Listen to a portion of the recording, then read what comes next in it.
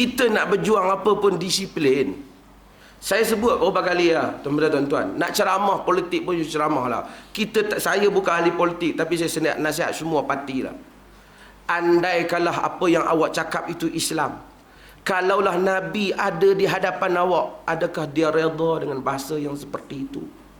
Andaikan awak tengah ceramah tu, Nabi ada di depan, agak-agak Nabi kata apa ke awak? Kan Nabi kata, oi pandai ceramah. Tu Nabi kata, oh bagus, macam ni kau dah, lagi keras sikit lagi. Ataupun Nabi kata, jangan mencerca. Berikan dakwah, ud'u ila sabili rabbika bil hikmah. Kita tak, ada banyak benda kita setuju. Apa yang awak sebut tu mungkin kita boleh setuju, bahawasanya tak betul.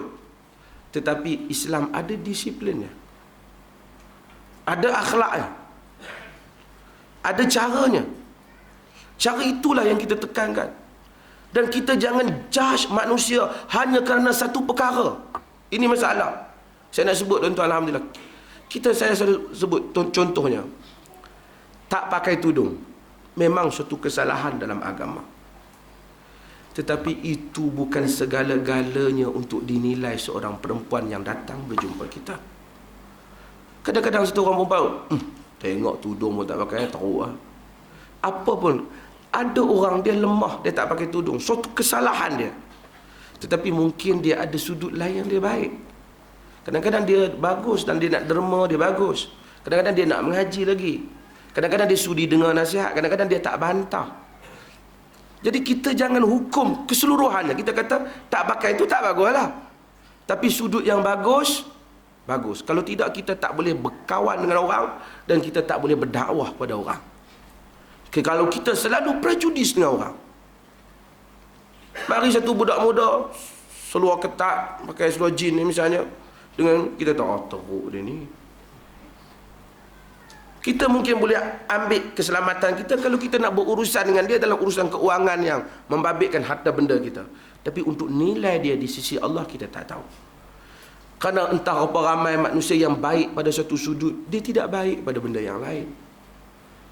Ada orang minum arak pada zaman Nabi dan sahabat hukum, Nabi dan sahabat kata pada dia, Nabi kata, la tasubbuh fa inni a'lam annahu yuhibbullah wa rasulah.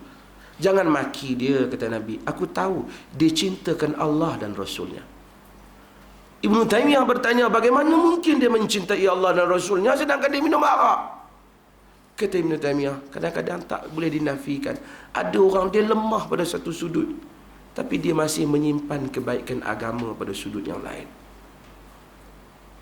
Kita tengok pada satu sudut tu, kadang-kadang kita kacau dia ni. Tapi kadang-kadang bila kita bergaul kenal, kita kata ada sudut yang dia sangat baik. Sebab itu bila orang hantar ke, sebab saya selalu baca, Imam Malik selalu nasihatkan benda ni. Innallaha qasamal a'mal kama qasamal arzaq. Allah Ta'ala membahagikan amalan seperti mana dia bahagikan rezeki. Ada orang yang Tuhan bagikan semayang sangat kuat, tapi dia tak kuat puasa sunat.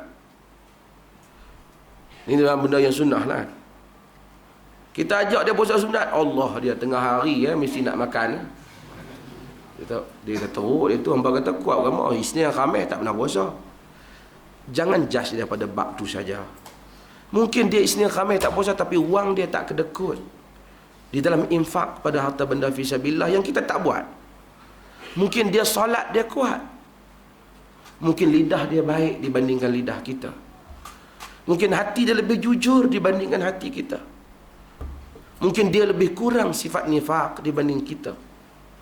Mungkin dia lebih berbakti kepada ibu bapa dibandingkan kita. Allah Subhanahu wa ta'ala Maha mengetahui di kalangan hamba-hambanya.